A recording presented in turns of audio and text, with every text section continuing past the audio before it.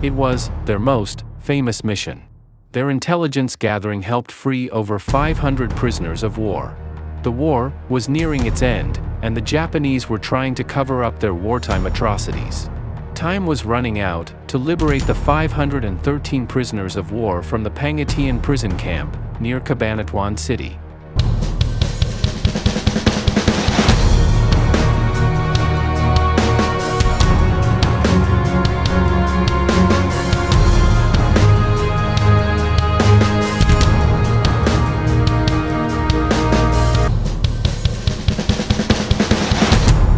The Cabanatuan raid was the Alamo Scouts' most daring mission. Or was it? Join us on the podcast to learn more about the daring exploits of World War II's elite reconnaissance and raider unit. Hey, welcome everybody. We'd like to welcome everyone to the War Room Broadcast Podcast, starring your host, Russ, Blaise, and me, Lance Zedric. I am your Alamo Scouts Historical Foundation historian. That's a lot to say in one take, Russ. So, I'm going to turn it over to you. All right, welcome. This is our first episode. We are the directors of the Alamo Scouts Historical Foundation, and we're going to do our first podcast episode. So we kind of want to start off with, welcoming you to the podcast, kind of inform you what we're about. And go ahead, Lance, go tell us what we're about. All righty. Well, what we're about? Well, our mission as the Alamo Scouts Historical Foundation is to really advance the story of the Alamo Scouts from World War II. So what does that mean? Well, a lot of things. It means creating national level museum exhibits. It means finding lost missions of the Alamo Scouts from World War II. It means informing people about what their role was during World War II and bringing to light kind of the contributions of an unknown unit from that conflict. And they were pretty special. For those of you who don't know about the Alamo Scouts, we've found that they've conducted at least 110 known missions behind enemy lines in World War II without losing a single man killed or captured. I don't think you'll find that type of record in any other unit from World War II or in the U.S. military for that matter. So that's part of our jobs. And we are also a social organization. We started out that way in 1980 with Colonel Robert Sumner, a Alamo Scouts team leader, and Mayo Stuntz, who was the supply officer for the Scouts during World War II, along with Command Sergeant Major Galen Kittleson, who was a team member on one of the operational teams and a legend in U.S. Army Special Forces. And we'll get into all those people and their personalities and who they were and what they did. And we have a long way to go, Russ, and we just want to welcome everybody here as a way of saying hello, and we hope that you enjoy our podcast and see where we start out today to where we evolve here, hopefully in several months, or who knows how long we'll keep going. But our mission is to continue to let the world know about the Alamo Scouts, and also we have to pay the bills. So part of our job too is to raise money for the foundation. We are a 501c3 not-for-profit historical education foundation. So we need money to keep going, and that's just part of it. So Russ, back to you. Yeah, as far as the foundation, basically we have a website, so it'll be in the description, the address, but it's alamoscouts.org. Okay, we take donations. We have memberships. We have a $25 a year membership. You can join. We have a magazine called Recon, that's color, that we put out every year. So it helps us keep running the organization. Also, donations, any amount, it helps. This podcast is directly from donations, the equipment that we are using right now. So we appreciate all the donors and everything. This organization started not by us. It was back in 1980 by retired Colonel Robert Sumner, who was a team leader of the Sumner team, the Alamo Scouts. He only lived probably 20 minutes from my house. And when I got involved in 1999 in this organization, Robert, my father passed away. He was an Alamo Scout on his team. His name was Bill Blaise. And he would invite me over to his house. And he would talk to me a lot about, the Scouts and what they did and everything like that, give me historical information. And little did I know he was grooming me to take over the organization and everything. When he passed, I think it was 2005, I believe it was. The board voted to bring me in as the executive director. At that point, then we were not a 501c3. We then turned it into applied for the 501c3 status, and that's where we are now. But Lance can give you some little background on how it actually formed, with the different Alamo Scout members. Go ahead, take it. Well, thanks, Russ. Back in 1980, as we've both alluded to, Robert Sumner, who was a team leader, kind of was riding back and forth with Galen Kittleson and Mayo Stunts, and they say, hey, you know what? We're kind of getting a little long in the tooth. So that had been 35 years since the end of World War II, and a lot of these guys were in their upper 50s and 60s, and many of them were retired military and so on. They said, well, you know what? I think we need to reconnect. So they began writing letters amongst them, and yes, back in the day, we actually did write letters. There was no email, or very, very rudimentary email at that time. So with that, they began this process of having the first reunion for the members, and that entailed finding them all over the world. So guys had not seen each other since they were walking out of the camp, say, hey, you know what, I'll write, and never did, and I'm getting transferred, I'm going home, we'll keep in touch. Well, not so much. So 35 years pass, and people have families, they have other interests, some want to forget about the war. It was traumatic for a lot of them. So they did a very good job at reconnecting all the loose ends, so to speak, all the Alamo Scouts. And did they find them all? No.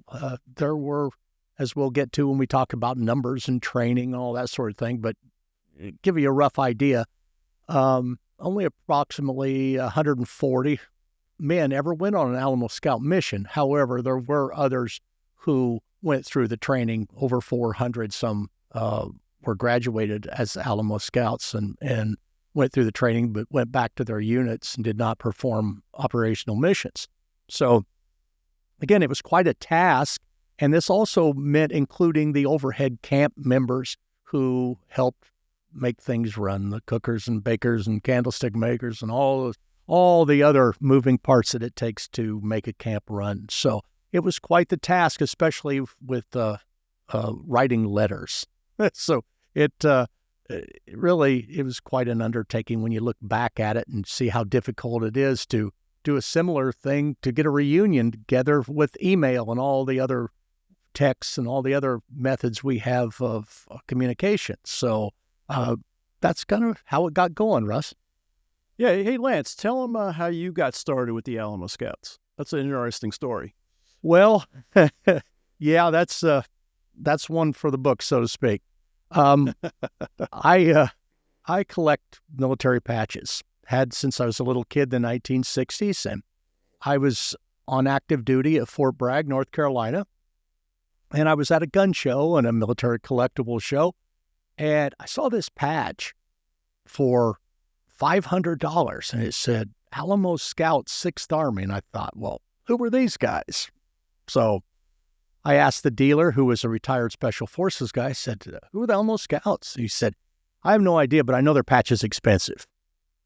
And I flipped it over, and it was like $500. And I said, well, won't be owning that one. So if you look on Russ's shirt or my shirt, you'll see a replica of the original design for the patch. So what I did, I thought, oh, okay, I'd sure like to have that patch, and I never heard of these guys. Well, fast forward about 6 months, and I was back in Illinois. I'd completed my tour of duty, and I was in grad school, and I thought, I need some kind of topic for my thesis, and quite frankly, I needed a topic that the professor didn't know a lot about, because I wanted to get that degree and move on for either my PhD or go to law school, and really master's was just kind of a bump on the road for me, because I'd been out of school for so long and I needed to get refreshed. Well, thinking, what about those Alamo Scouts? So I thought about this patch, and I did a little digging in my local library, my college library, and I only saw a few references, and 2 of them were footnotes, and 1 was a photograph of the Alamo Scouts in a pictorial history of the United States intelligence services during World War II. So I thought, hey, I might have something.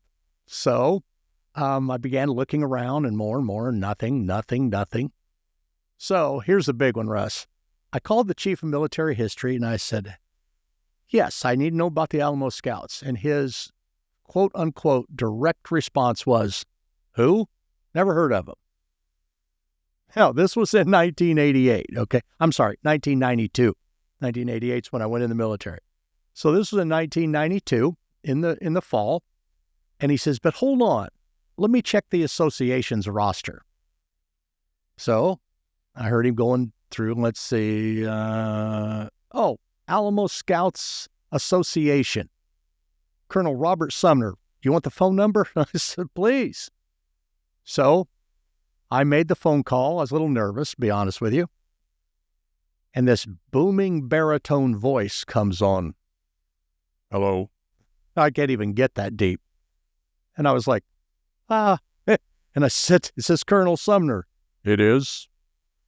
And I said, well, my name is Lance, and I'm planning on writing a thesis on the history of the Alamo Scouts. Uh-huh. Awkward. So I said, okay, can you tell me a little bit about it? So he did. He humored me for 10 or 15 minutes. And he with the promise that I could call back and get more information. Well, the next day I called again. And the day after I called again. And finally, it was getting toward Christmas, and he saw that I was serious, and he said, young man, Merry Christmas. I'm going to send you the roster of our members, which at the time included about 50 to 60 names of Alamo Scouts, family members, miscellaneous friends of the organization. So with that, it was Merry Christmas. I waited for that list, and I got it, and I hit the ground running, Russ. And, back in the day, we didn't have free long distance. It was by the minute. So I began on the phone making recordings of these guys. And, looking back, boy, I wish I had today's plan, where I could just spend endless hours on the phone. We wish we knew back then what we know today. Oh boy! So we can ask the right questions. And that was the same thing with my father growing up. It was like he would only give little indications of what he did as an Alamo Scout. It was really funny was he would give me when I was a kid, we used to play guns. Back then you played guns, we called it, in New York. And he would sew his Alamo Scout patch on my camouflage uniform as I ran around the neighborhood with my friends, shooting each other. Going on secret. Little did we know that the patch was worth, later almost $3,000, and everything. It was getting dirty and scratched, ripped up and everything like that. It's pretty funny. But Well, yeah. that just adds to the provenance of the patch. I mean, Yeah. it got dirty during a mission, for crying out loud, Yeah. Yeah. Which will delve. That's a whole other show, Russ, about the patch. I mean, we'll just have to. We'll have to do a show just on the patch. On the patch. Yeah, there's a lot to it. Well, more than people know, and I want to go back to what Colonel Sumner said to me. He said, with this admonition and warning, when I send you this list, it goes to no one but you. He says, you are to share it with nobody. He said, the patch collectors, they're hot on our trail. Yeah. And again, that was when the patch was about $500. Now you can see an Alamo Scouts patch bringing around $3,500. Yeah. Big difference. So, there are only 440 of those babies made. But I'll tell you what, there's sure a lot of reproductions out there. Well, I sold 3 of them, Mm-hmm. and after my father passed, they were pretty worn out ones. And I remember talking to you about it, and you said, yeah, you probably should get rid of them before they deteriorate completely. They were still in pretty good shape, but yeah, I think I got around $2,500 each for them at that time. And everything. So, but I kept the one he never put on a uniform, which is in pristine shape. And there's pretty good provenance with that too. Proof of where it came from. Exactly. We got pictures. Yeah. And DNA. Yeah. Okay, right. So that's pretty much the story of how I found the Alamo Scouts, Russ. And then, I wrote a thesis on it. And when I defended my thesis, the professor said, we have one question for you. How are you going to get this thing published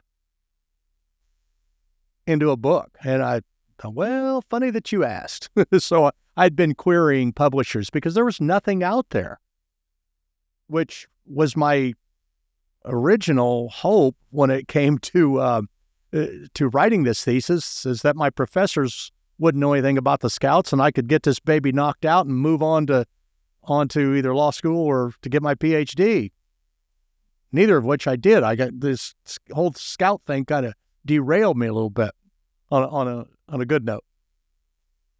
So eventually, that was in 92 or 93 when I completed, and I spent the next 2 years kind of rewriting my thesis into a popular book, which came out in 1995, called Silent Warriors of World War II, The Alamo Scouts Behind Japanese Lines, as published by Pathfinder Publishing of California. And Gene Wheeler was the publisher, a very fine man and a World War II bomber pilot. So he took interest in the book, along with, we had Naval Institute Press, and several other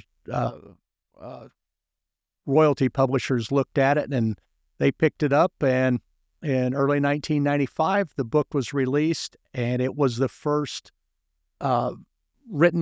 published history of the Alamo Scouts, and really kind of, set me on the path of joining this Alamo Scout family. And it's just a wonderful, wonderful event in my life, and I've met so many people through them, and it's just for me, it's been a feel-good story for over 30 years now.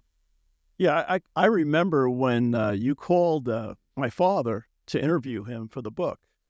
It's like, who's this guy? This guy Lance. So my father. I think I got a lot of that. Yeah, you probably got a lot of that. And he's going on and on. He's telling Lance things that my father never told me, which was like, what? Interesting and everything. Well, so, and Russ, again, this is our first podcast, and we're kind of setting the table for some of the things that we're going to get into. And the fact that you mentioned that he never told you those things, well, being a veteran myself, I can tell you there's a lot of things that a veteran will tell another veteran.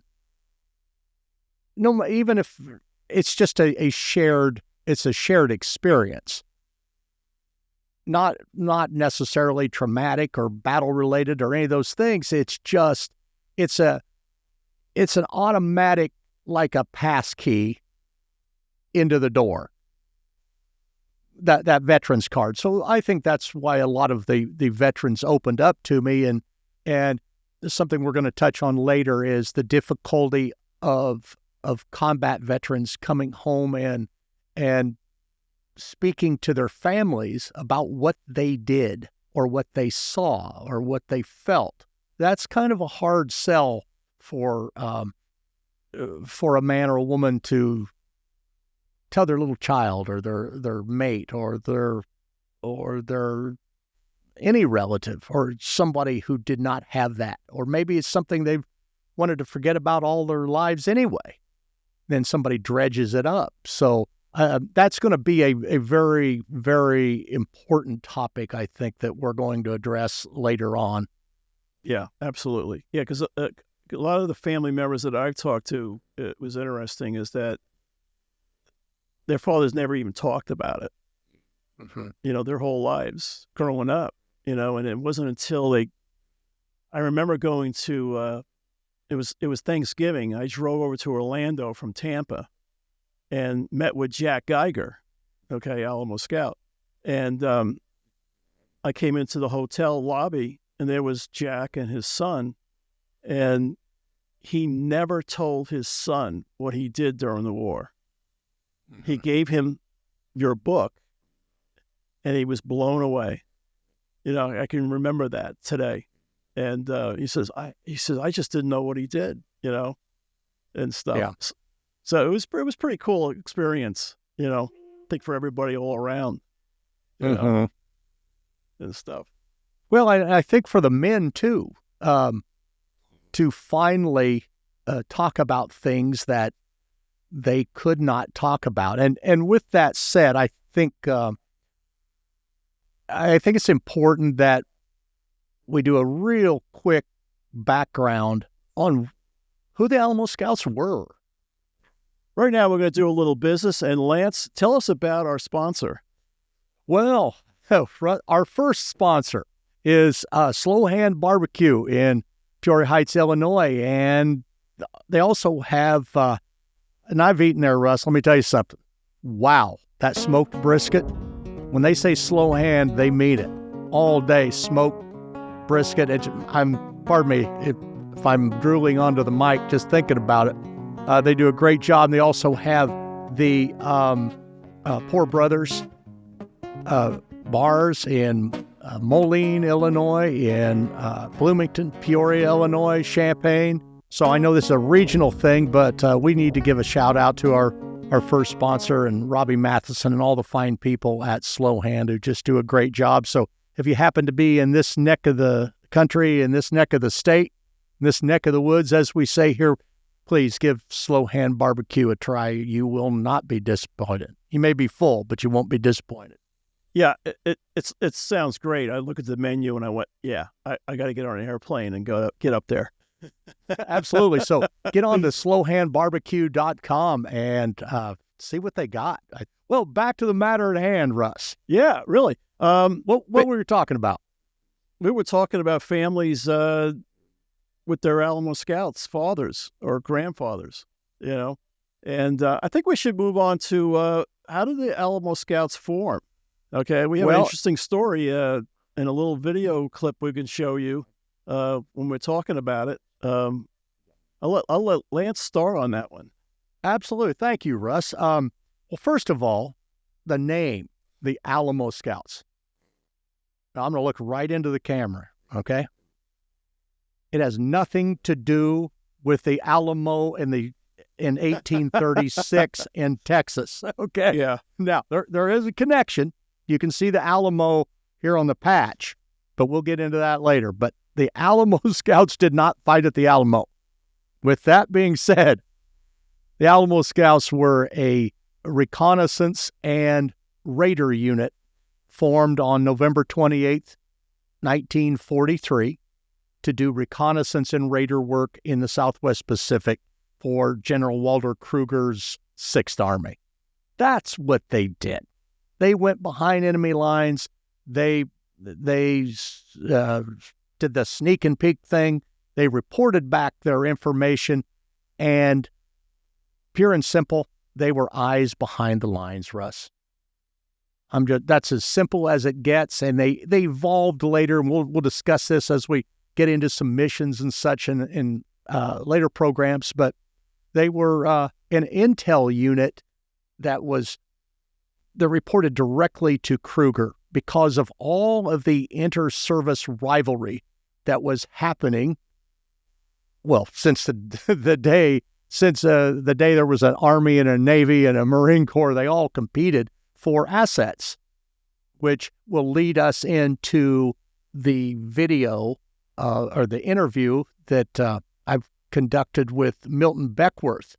And I believe this one was from 2003. Is that right, Russ? Yeah, I think so, yeah. Mm-hmm. Okay, I'd done a number of interviews with Milton Beckworth, who was a member of an amphibious scout unit that did some reconnaissance on Gazmata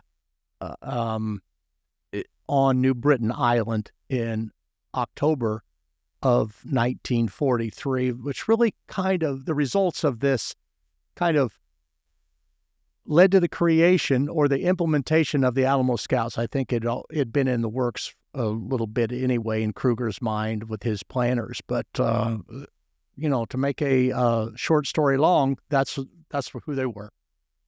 Yeah, so we'll play the video. All right, let's take a look. Take a look.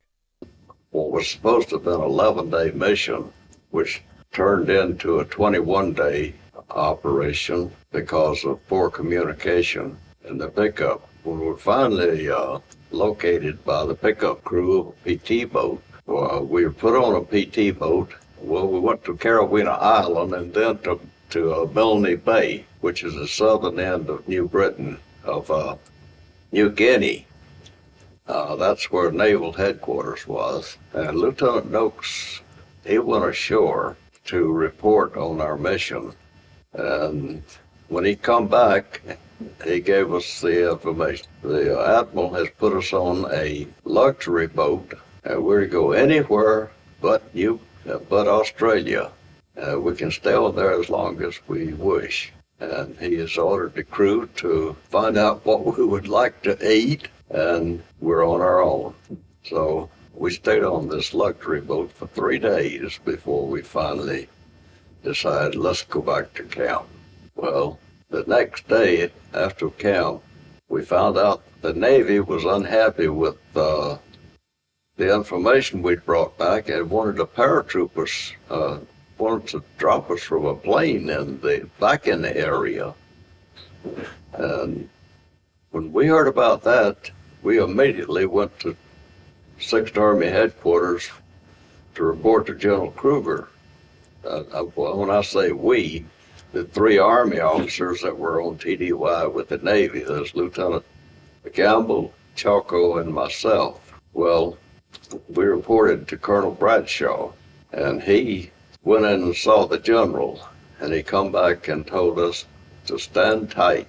Says, keep quiet, didn't want any friction with the Navy, but he was going to form his own outfit, and he wished we would volunteer and stay with him. And all 3 of us did. And that's the start of the Alamo Scouts. All right, we're back after the video. Lance, you want to elaborate on that, what he said? Well, absolutely. And I have to say, preface this, Russ, is what a great piece of history to have. There are not many World War II veterans left alive, and there were about 5 guys who were privy to this particular mission, and we were blessed enough to have one of them on tape. And so that's the good stuff. Per your question, as viewers saw and listened to, Milton Beckworth was an Army guy attached to the Navy. Okay, so what his deal was is when he came back, and you heard him say how he was put on a PT boat and taken to Milne Bay, where just outside the 6th Army headquarters. And the Navy said, hey, anywhere you want to go except Australia, you can go. We'll take you there. We loaded up on food, whatever you need. And he lived the good life for a couple of days and said, you know what? I got to get back to General Kruger and let him know what we saw, because this invasion's coming up. And finally, he realized he could smell what was cooking, but hey, I know what's going on now. So he jumped ship, and I never did find out if that meant physically jumped off the craft and swam to shore, or if he was just using the term jump ship, left. But I imagine hearing about Beckworth and having interviewed him 3 or 4 times, he seemed like the type of guy who probably just jumped over and said, you know what, really? I'm out. I'm out. And when he did make his way back to Kruger and said, hey, General, they were keeping me, and that just infuriated Kruger. He said, hey, the Navy, that's not the way to play this. We're on the same team here. And he said, the heck with this. I'll form my own intelligence unit. Yeah, there was a lot of, between the Navy and the Army, they wanted to keep their own secrets, it seemed like. Oh, absolutely. I mean, intel is and having worked in intelligence myself, I can tell you, you don't want to give everything you have away. You want to keep a little info close to the vest in case you need it. Correct. Mm-hmm. I'm sorry, but that's the way it worked. And there was a lot of inter-service rivalry, not just at the Army-Navy football game. I mean, it went on the tactical and strategic levels, and you saw an example of what happened. And Kruger said, "I'm going to do my own thing." So when Kruger started the Alamo Scouts, they actually took over the same base the amphibious scouts were on. Absolutely. Yeah, they're at Kalo Kalo on Ferguson Island, right off the tip of New Guinea, and said, why reinvent the wheel here? Now, they looked for some other places. Mayo Stuntz, who was the supply officer for the camp, he detailed in his diary how they were looking for other places, but there weren't any better for their immediate needs. And there was a dock there where they could train with PT boats and do the sort of things that the amphibious scouts did, but at only an Army level. Correct. Made up of Army guys, and right. You know what? They reported directly to Kruger. He didn't have to share them with anyone, and that's what he needed, was his own intelligence asset. When you look at so-called elite forces from World War II, the Alamo Scouts were among the last formed. In reality, when you look at the different recon groups and the UDTs and the Jedburghs and operational groups and the other recon units and Merrill's Marauders, the Devil's Brigade, all those sorts of things, those sorts of units that were already either active or were in the planning stages, I think Kruger did his homework and said, hey, you know what works for these guys? What are they doing that we need to do that fits with the mission at hand in the Southwest Pacific Theater? And I think, as we'll see through the mission results, through their record, that it was that specific selection of men for a very specific job and a very specific training tailored to that mission that ultimately contributed to their success. Hey, Lance, what can our viewers do to add to the story of the Alamo Scouts? Well, there's so much, Russ, and so little time. I think as a start, if anyone has had any contact with their dads and grandpas and such ever talking about the Alamo Scouts, I think it's something that we should explore.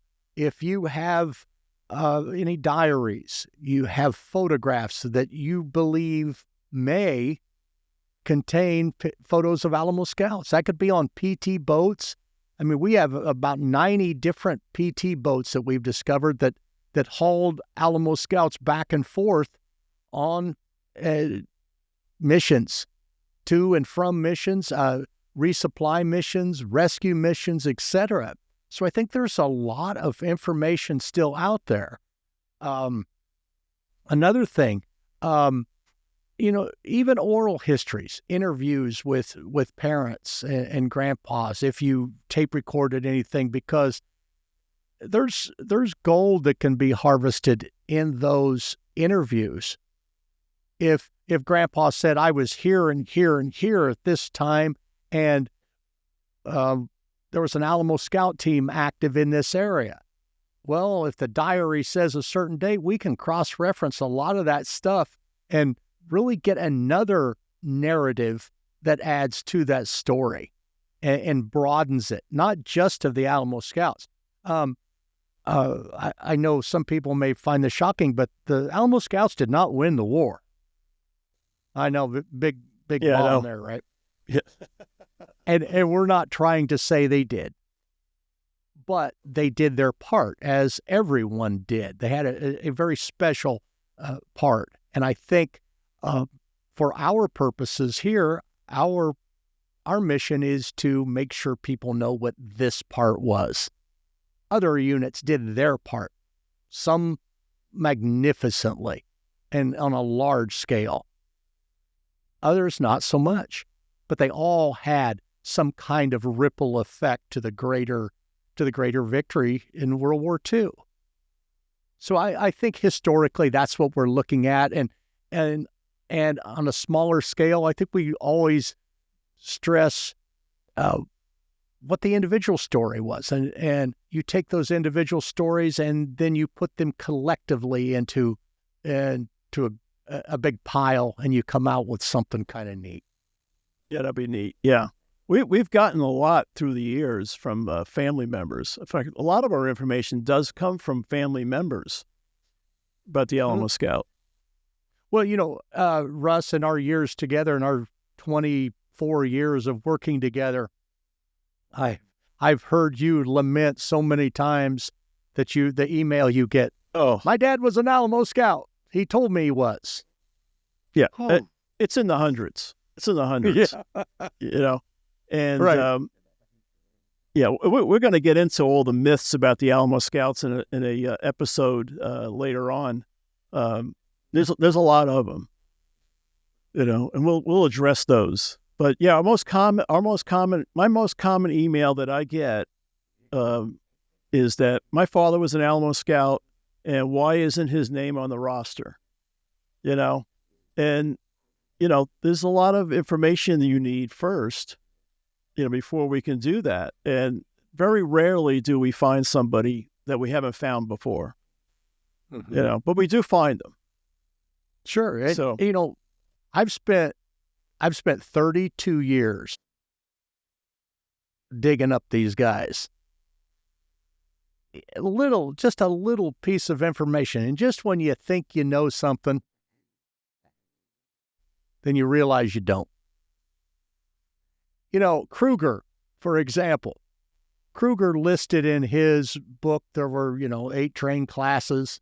Well, there were 9 classes actually started. Right. Boy, that didn't throw me for a loop for about 5 years until we for a finally long came time, across. we thought there was only 8 classes, and then a diploma came through from a family member, and it was like, what is this? And it was like, what's the date on this one? You know what I mean? Yep. And it was like, oh, there was another class. And you go off Kruger's book, which I did in the beginning. Yeah.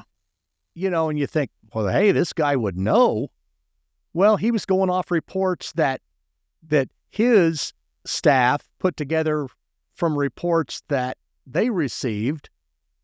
And before you know it, the wrong answer keeps propagating itself on up the chain. Well, and again, that's kind of where we are with the Alamo Scouts. There's so many myths and so much information, and they back to, hey, they won the war by themselves and all that sort of thing. So that's part of our mission, our raison d'etre, so to speak, is to dispel some of those myths and get the real word out. Yeah, in a future episode, we're going to talk about visiting the archives in College Park, Maryland. Okay, Archives 2, where all the war documents, photographs, and films are stored. And the public can go there and do research themselves like we used to do. How many times have you gone to the archives, Lance? 4, I believe. 4. I've gone. Then I did an archive trip to St. Louis too, and harvested some there, believe it or not. Right, and you went to the PT boat one also. Is it Memphis? Yes. Yeah. Forgot about that, Russ. Well, good thing you're keeping tabs on me. Well, you're paying for it. That's probably why you remember it. That's right. I pay for the trip. Well, and along those lines, Russ, could you go back over and give the website and how people could learn a little bit more about the Scouts and how to tune in next time? And so alamoscouts.org. Go to the site. There's a lot of information on there. We're constantly adding to it. Also, we do have a Facebook page. I will put the link in the bottom. You can join. We have to accept you. And so once that comes through and I see you, I'll hit the button and you'll be accepted. And it's a private group, so people from the outside can't get in and bring up some erroneous information about the Scouts. So it's a private group on Facebook. So I will leave that link in the bottom. Okay. If you can hit a like underneath too, we appreciate that. Going back to the teaser that the podcast opened with, which was basically about the Capanatuan raid. Lance, can you tell us why this month is special for the raid? Well, Russ, I thought you'd never ask. We had that teaser to open up the show, and now here we are towards the end of it, and hopefully it kept everybody tuned in for a little while to find out what was going on. Well, on January 30th, 1945, and that would be, according to my calendar, 80 years ago today, the Alamo Scouts participated in what many consider their best mission, or at least their most famous mission, and that's where they, along with 121 Rangers from the 6th Ranger Battalion and a couple hundred Filipino guerrillas, liberated the Pangasinan POW camp near Cabanatuan City. Now, if I mispronounced any of that, those Filipino cities, I'm sorry, but you have to pronounce every vowel in Tagalog, and that's a challenge for us. So, getting back to the mission, 513 American and Allied POWs liberated in an extraordinary nighttime raid, and that occurred, as I mentioned, 80 years ago today. And we wanted to make today our initial broadcast in honor of that mission, which has affected the lives of thousands of people and will continue to do so generationally. What an event to free all those husbands and fathers and dads and brothers and sons, and an extraordinary raid that kind of set the tone for a series of rapid fire liberations of internment camps and POW camps in the Philippines in 1945 on the way to an ultimate Japanese surrender about 9 months later. Yeah, and Lance and I has had the honor of knowing some of the Alamo Scouts that were on that raid. We've actually become friends with them. Yes, there were two teams of Alamo Scouts. And Roundsville team, Nellis team, and Jack Dove, who was a team leader, was also a liaison between the Rangers and the Scouts. He was coming off, he'd been injured on Leyte, and he was still nursing some wounds. So they used Jack as a liaison between the Army Ranger element and the Scouts. And that mission itself deserves an entire show, but we wanted to let our viewers know this is why we chose today as the air date, because of the famous Cabanatuan raid and the rescue of so many Americans, and just a wonderful event of, if you can pull a wonderful event out of wartime. Yeah. Yeah. So January 30th is their 80th year anniversary of that raid. Absolutely.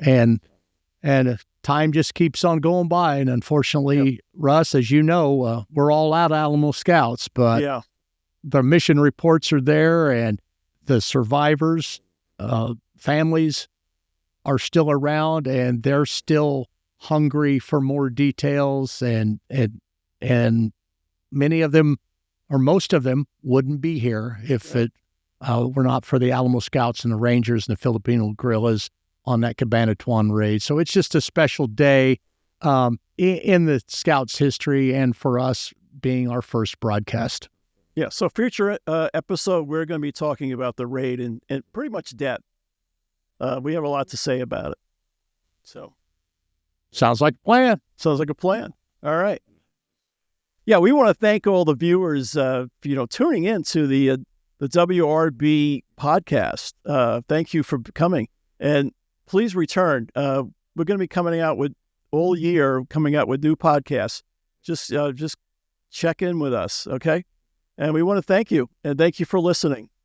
And please, one other thing, Russ, if anyone has any questions.